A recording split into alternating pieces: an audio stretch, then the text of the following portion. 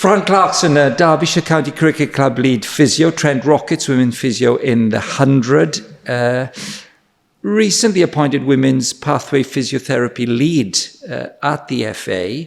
But as we meet today, very, very recently, just appointed Interim Senior Women's Lead Physio. Fran, welcome to the Christians in Sport podcast. Thank you. What does it mean for you to have your sport, work and faith connected to play, or to physio connected? That's always our starting question. Mm-hmm. What does that mean to you? I think what it means has looked a bit different over time, because I sort of grew up and played sport, and that's probably when I first, became a Christian, and also through the support and work of Christians in Sport was able to bring faith and sport together when I thought they were very separate.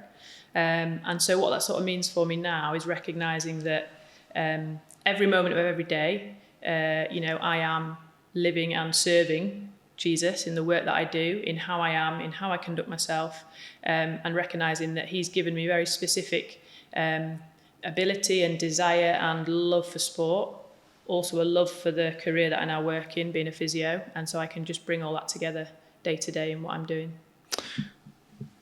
Good. So it's a great answer, of course, and now into the specifics. That's a change, right? You've come here, it's a jump. You've gone from county cricket for quite a few years, from county cricket to professional football. Mm-hmm. How did that happen? Yeah, I mean, when people have asked me about the change in role, I've sort of said back to them, it's a change on many levels. So it's from professional male sport to professional women's sport, from adult to adolescent, from football to cricket. Quite a lot of changes, and my sport sort of growing up as well was more so cricket. Did play a bit of football, but coming into the role here and getting the role as the pathway lead as I did at the beginning of the year, I just saw it as an opportunity to continue to develop in the role that I have, my physiotherapy skills in elite sport, and also be reminded that I really do enjoy the pathway, the talent pathway, adolescent side of the work that you can do as a physio, more developmental and sort of helping guide players on a bit of an earlier part of their journey. So yeah, quite different in a lot of ways, but really exciting role that I've been in now since the beginning of the year. How tricky a decision was that? Because as you've just intimated, having spent quite a long time working with adult males, and their sort of physical development is never quite complete, but is pretty much on its way. In all levels, you've changed niche here. Was it a tricky decision, or was it what we might call a no-brainer because of the nature of the job? I'd say both. I'd say there was definite tricky aspects to the decision, and as with any sort of decisions, what I try and do in life in general, whether it's a big decision, a small decision, because of my faith and trusting that God is in control of it all. He knows me, he knows, the plan and purpose he has for me, was when it felt like perhaps my time at Derbyshire was coming to an end. I was very settled in Derby, the city itself, friends, church, so didn't really feel that I wanted to look too far away from Derby. This role comes up 25 minutes down the road, did seem like a big change, but also great opportunity. So yeah, I was just quite willing to say, Lord, if it is something that you have for me, it's the right thing to do. In fact, a friend said to me just yesterday, they were like, well, at the end of the day, a body's just a body, isn't it? And to some degree it is, but then there are obviously differences in male, female and age of athlete and things. So on one level, it's just moving to another physio job, but on a whole another level, it's much bigger in many facets of, the organisation, being at the FA. So yeah, just felt a real piece that it was right to go for it. Applied and interviewed and was offered the role. So yeah. I mean, when you do drive into St. George's Park, it is a pretty remarkable setup, isn't it? And you see the investment that there is in professional football. Is that quite an eye-opener? Yeah, definitely. I'd only visited this site once before as an external sort of visitor. And yeah, the first few times that I was driving in here at the beginning of the year, and I will definitely continue to try and keep this, to not take it for granted. Like I rethought again, seeing it through the eyes of you guys coming in, as sort of visitors. I don't take for granted, just what a privilege it is to work for such a leading, sport governing body, and with the FA. I sort of feel really, really proud and privileged that I have been able to come and be a part of this organisation and what they sort of stand for and how they're trying to develop the game as a whole, and then obviously particularly in sort of the women's side, which we know very recently has sort of boomed and exploded, and yeah. Let me just, before we come on to the women's side and the two roles, or the role you're about to begin as well now at this point in the year, after coming here earlier in the year, just take us back for a moment then, in terms of your faith, your Christian perspective, and your work at Derbyshire in cricket. How do they tie together? How is that in the changing room? How is that with the staff? What are the perceptions of faith engaged in sport at your level? So the role at Derbyshire was my first full-time role in professional sport. So that role, in a sense, was quite a big, landmark, if you like, on my progression as a physio. There was a lot to just take on board and consider. And certainly at the time, so out of the 18 counties, there was only one other county that had a lead female physio. Derbyshire itself had female physios in the past. But so I guess I just had to consider, it's a new role. I'm new into elite sport full time. It was just being sensitive to recognising that ultimately you're being employed for the skill set that you bring technically. So your skills as a physiotherapist, what that means in terms of looking after the squad, the players, but also, as with any other role as well, you're also bringing who you are as a person, how you interact with players and staff. The whole time through my sort of experience in 5 years there, I think it was, if not 6, funnily enough, the male-female, it was never really an issue. They were a really respectful group of staff and players. And I almost really never really noticed it. Like, having played sport, you're used to the banter, maybe not being so used to the male banter of a dressing room playing female sport. But they were great. Sometimes they'd be the usual, like, oh, we can't say that, Fran's in here. But, they were great, great group of guys who were always very respectful, saw me as the professional sort of physiotherapist that I am. Just built really good relationships with them and the varying sort of staff teams over the years. Now that you've segued into the women's professional football game, then, looking back on your 5 or 6 years at Derby, what did you learn about the integration of your fundamental worldview, almost your Christian faith, and its integration into elite sport? What were the lessons that you gained from that period? I think, if you like, being in my role working in elite sport in the cricket and being at what you might call the sharper end of elite sport, winning, losing, a lot resting on that, being part of the team, backroom team, but equally having a direct, indirect influence on what happens with team results. I think certainly one thing that it helped for me, perhaps personally and internally, I think the faith that I have in, first and foremost, that I know my identity is in Jesus Christ and what he's done for me. And by that I mean, I don't need to worry about performance or ability because I know that I am fully accepted by him. And so in relation to that, and then performance and what happened with the squad and the backroom staff, internally I felt that I could potentially stay quite level. Of course, be disappointed. One particularly stands out when we made finals day for the first time in the club's history and then lost the semi-final. Of course there's disappointment. You love the sport, you love the players and the team and all the work that's gone into it, but equally to be able to reflect and know for myself deep down, although not a player, know that the result wasn't everything. And I think for me, being able to have a sort of a foundation like that, knowing that my skills and ability are not what define me, I think then hopefully what that helps me bring as a person in both the staff and the player team is hopefully bring that kind of sort of level and central emphasis and feeling, and therefore be able to have sort of quite considered and sort of rational discussions, down the line when there's reviews and that kind of thing. You've engaged with elite sport, both in cricket and in the women's professional football game now, at a time when mental well-being, holistic care is absolutely pivotal to the thinking. And as we think about what's going on here with the England setup and the elite player performance plan, its concern for the holistic welfare of young players particularly is at the heart of the English Football Association. Have you noticed in your 9 months or so here, have you noticed an emphasis on that wider care than just putting your shirt on and playing?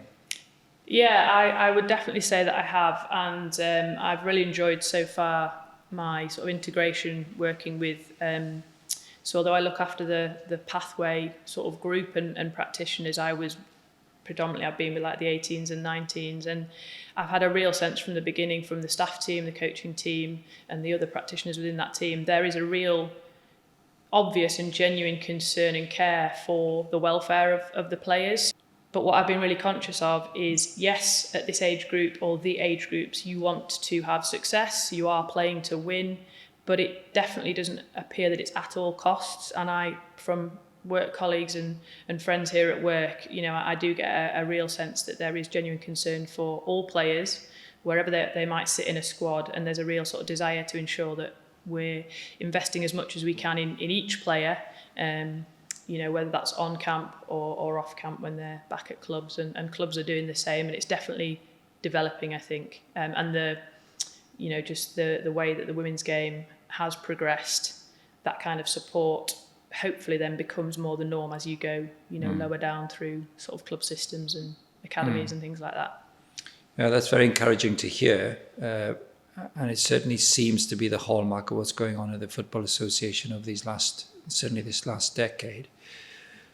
As you've been here now around a 9-month period, was it a surprise to be asked to step in initially, just to go with the senior women's team just a month or two ago when they went overseas to play? You're invited to join them for that. Tell us the story behind that.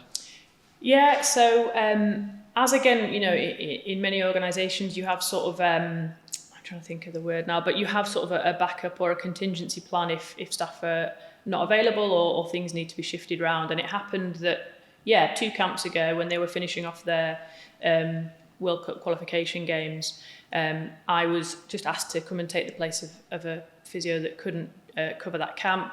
A little bit often it's done on, in a sense, as pathway lead. I sort of sit as the next, I suppose you like cab off the rank really, but I was genuinely, really pleased that they considered that they wanted me to come in and help and just support the other 2 sort of physiotherapists who already work with that squad. So that was a great opportunity. A couple of months ago. Fran, you're giving us a tremendous insight into the life of an elite level physiotherapist. I want to take you back now to where we started this interview, and you talked about your own integration of faith and sport as a younger person when you were playing cricket. Really, that's when that was. Give us a snapshot of that story from inside out. What was going on there in those days? Yeah, so I was, very fortunate to grow up in a Christian home. So I would have always gone to church. So always had an awareness of the Bible, going to church, stories and sort of understanding those kind of things. And also played sport from a young age. So played cricket, played women's cricket, played sort of growing up age groups at Yorkshire. Went to uni, moved to Birmingham, played for Warwickshire.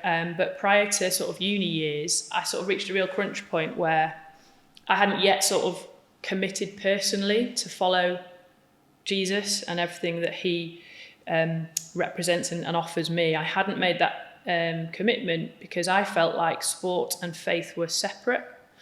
I felt that I loved my sport, particularly as well growing up, it was very often on Sundays. So I had this sort of almost just in my mind an obvious, well, if you're playing sport on a Sunday, you're not going to church, so that means you're not a Christian, with a sort of wrong understanding at that point of what being a Christian was. But then through involvement with Christians in sport, hearing some of the the talks and the explanation of just who Jesus is, what he'd done for me, and the fact that this word that we use quite a lot, in Christian circles, worship, the fact that, I understood for the first time, probably in my later teenage years, that actually it's not just that going to church and singing hymns or reading my Bible, that's what makes me a Christian, or that's the only way of worship, but to understand that when you see Jesus for who he is, for what he's done for you,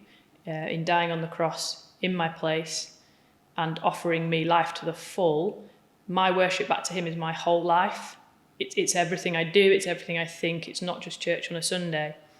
And that opened up a real thankfulness in me, because I almost felt like God was being a spoilsport, saying I'll give you this desire for sport, I'll give you some talent,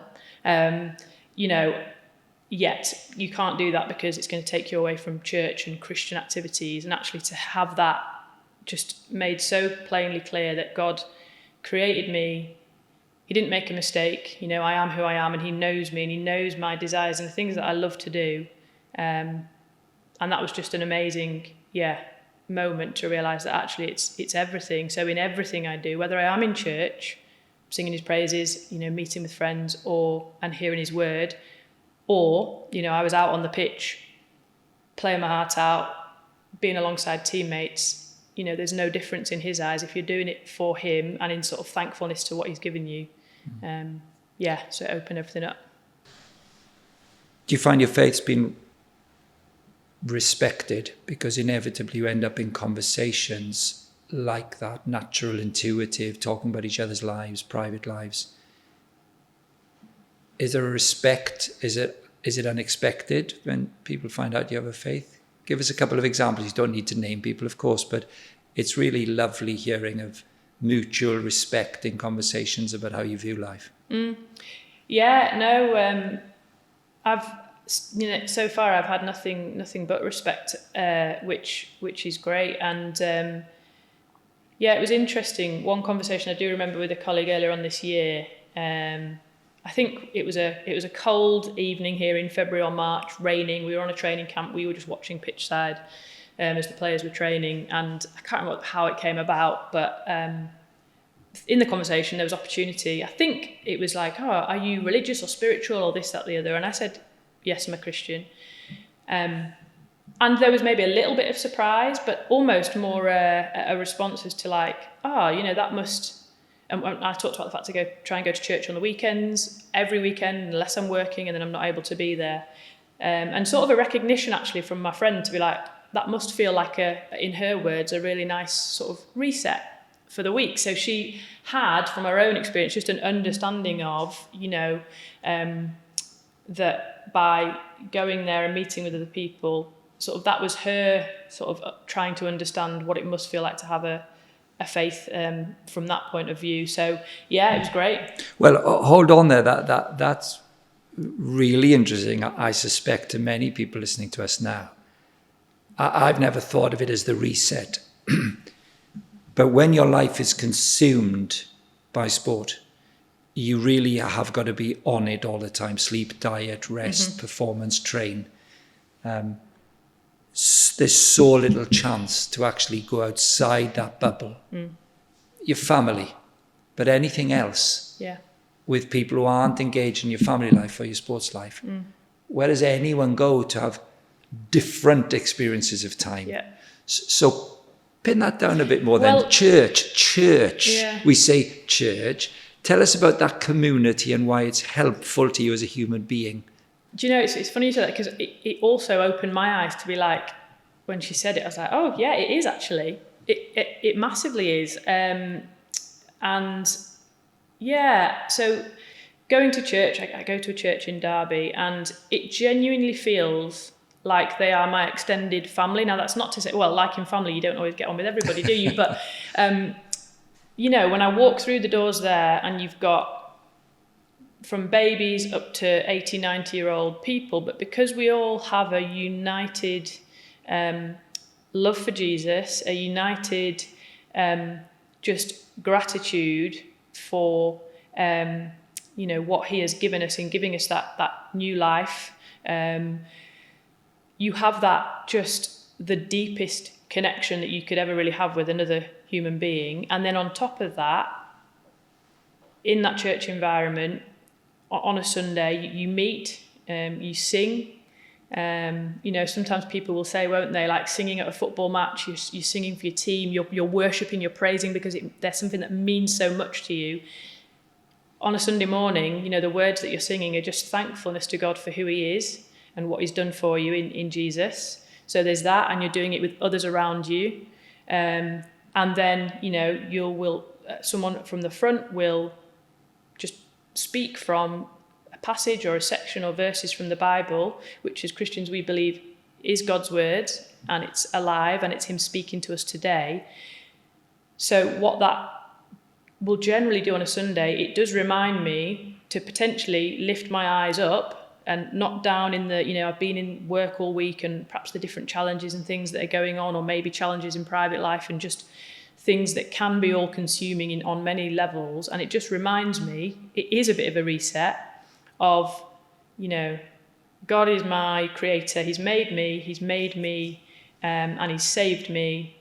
And yes, that might not change certain scenarios if they're difficult scenarios or what have you, but it just reminds me and brings me back to focus on just the joy that it is to know that I am a child of God, that regardless of what happens in life, that doesn't change, that is certain and secure, and that I have a hope of eternal life, which can't fail to sort of bring you back to a central just thankfulness and a humility, saying, thank you that you have done that you've saved me, and my life now is free to live for him. And then you've got that community around you that if things are difficult, if life is a bit tough, there's definitely just great friends and people that walk alongside you and are there for you. And yeah, it's great. So we've talked, Fran, at length really about your own faith, your professional development, your passion for the job, and your confidence that the God who made you has put you in this skill set. What are the challenges then, the real challenges of having a faith in this elite environment? Or what have you learned so far about that challenge? Mm-hmm. I think probably one of the challenges, and I don't know if it's specifically faith related necessarily, but it's certainly the difficult sort of scenario that I'll describe definitely comes back to the sort of foundations of my faith, and therefore how I would want to act in certain circumstances. So as physio, you are obviously a medical professional, you're looking after players, you're also not just player facing, you're also coach facing and other wider staff, and you can often be seen a bit differently by the players. They might sort of chat to you a little bit more openly, and then you're trying to give them sort of information from yourself on a professional level. You also are then expected to give sort of reports back to the wider staff. You've also got, just generally in any medical sort of profession, you are also bound, legally by confidentiality. So there's lots of different layers of being wise in the information that you can share, wise in the information of how you share what you can. I think, so probably it's bringing sort of those kind of aspects together. It's being able to show integrity, trustworthiness, and this is both ways that, a coach knows that you are going to give them the information that they need that's going to help them make an informed decision for the player and the squad, but that players are also aware that they can trust you in the information that will be shared. It can be quite difficult, and players are different. Players are different in the relationship that you have with them. Again, that's just life in general. Some might share more with you, some might not. But I'd say one of the underlying things, which is a bit of a cliche, but certainly something that I've heard people say before, in terms of building the perhaps more to the player relationship, is that nobody cares how much you know as a professional until they know that you care. So I think that that's always it can be a challenge, because you certainly want to be supporting them, fulfilling your role, giving them everything they need to recover from any injury or illness, and then just make sure that they know that any conversations you sort of have with wider staff team are the things that sort of need to be known and will benefit all, in that kind of sense. We started out by asking you, what does it mean for your sport, work and faith to be connected? If you're writing a letter to young Fran Clarkson when she was in her first day training to be a physio, what would you be saying with the life experience you've had so far about the privilege of the job as a Christian person? I think I probably would come back to the side of things that is more about character and who you are as a person. I think starting out doing my studies and going through my early career as a physio, I very much thought, to get to wherever that end goal might be, it's all about going on all these courses, having the latest, treatment skill, knowing all the different journals, and was very much focused on my ability or my technical skills. And of course, they are significantly important. You have to be able to assess and treat and work those things out. But more so, as the years have gone on, it's become much more apparent that actually, again, just going back to what I just said, they won't care what you know in terms of physio knowledge, the latest gadget for rehab, until they know that you care. And I think that's just been such an important part of all my work, from NHS through to elite sport. And it is a privilege to be in a profession that is a caring profession. So I think it's building those relationships, it's showing people that I work with, and of course I don't get it right all the time, but that I have that integrity and honesty and sort of openness, and that I have a genuine desire, sort of why I do the work that I do. I want to be able to,